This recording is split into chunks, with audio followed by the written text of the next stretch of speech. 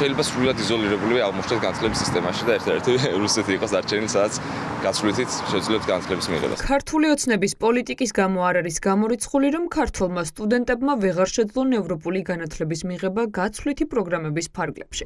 Erasmus Plus-ის ახალი გზამკვლევით ირკვევა, რომ ევროკავშირის სახელმწიფო სტრუქტურებთან თანამშრომლობას წყვეტს და აღარ დააფინანსებს პროექტებს, სადაც სამინისტროებისა და სახელმწიფო უწყებების ჩართულობაა აუცილებელი, რაც უდიდეს გავლენას მოახდენს ქართულ უნივერსიტეტებსა და განათლების ხარისხზე. გზამკვლევში შავით თეთრზე წერია, რომ მიზეზი საქართველოში არსებული პოლიტიკური მდგომარეობაა, ამიტომ სტუდენტები სრულპასუხისმგებლობას ქართულ ოცნებას აკისრებენ.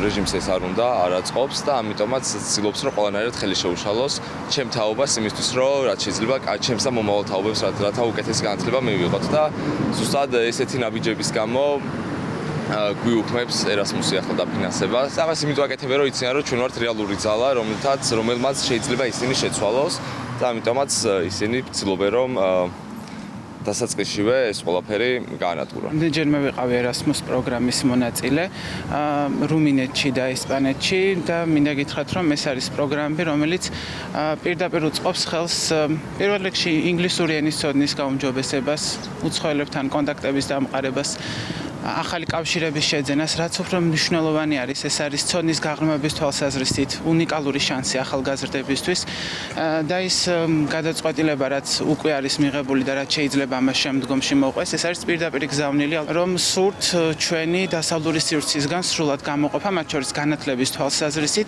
ეს იმას ნიშნავს, რომ ჩვენი მთავრობა პოლიტიკურად არასწორ ნაბიჯებს დგამს და ეს არასწორი ნაბიჯები იწვევს ევროკავშირის უნდობლობას. მთავრობა ვიჭრის იმ შესაძლებლობებს, რომელიც გვაერთიანებდა თვითონ ამ ევროპულ სივრცესთან და ამ რეჟიმის მთავარი მიზანი ზუსტად ეს არის.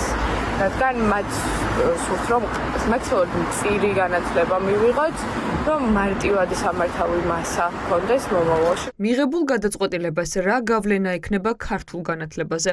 ვერ განხორციელდება უმაღლეს სასწავლებლებში სტრუქტურული რეფორმები და განათლების პოლიტიკის მოდერნიზება ევროპული სტანდარტების შესაბამისად, რაც იმას ნიშნავს, რომ განათლების ხარისხი ქვეყანაში კიდევ უფრო დაიწევს. საქართველოში მიღებული დიპლომები კი ნაკლებად სანდო და აღიარებული იქნება მსოფლიოში. განათლების ექსპერტებისთვის ეს საგანგაშო სიგნალია და არ გამორიცხავენ, რომ გრძელვადიან პერსპექტივაში ქართული ოცნების ანტიდასავლური პოლიტიკის გამო სხვა პროგრამებიც შეგვიწყვიტოს ევროკავშირმა. მე მგონია, რომ ეს საგანგაშო სიგნალია, იმიტომ რომ Erasmus-ში მონაწილე ნებისმიერი ახალგაზრდა ლექტორი, რომელიც სარგებლობდა ამით, მათ პროფესიულ განვითარებას უწყობდა ხელს და მთლიანობაში განათლების ხარისხის ამაღლებას საქართველოში. ეს არის სერიოზული პრობლემა, იმიტომ რომ ეს ინტერნაციონალიზაცია საქართველოს წევრობა ბევრ რაღაც ორგანიზაციაში შეიზღუდება და ეს წევრობისთვის არ არის, ეს არის ხარისხის გაუმჯობესებისთვის, ეს არის მოდერნიზაციისთვის, ეს არის ჩვენი ხილვადობისათვის და თავსებადობისათვის ევროპულ დასავლურ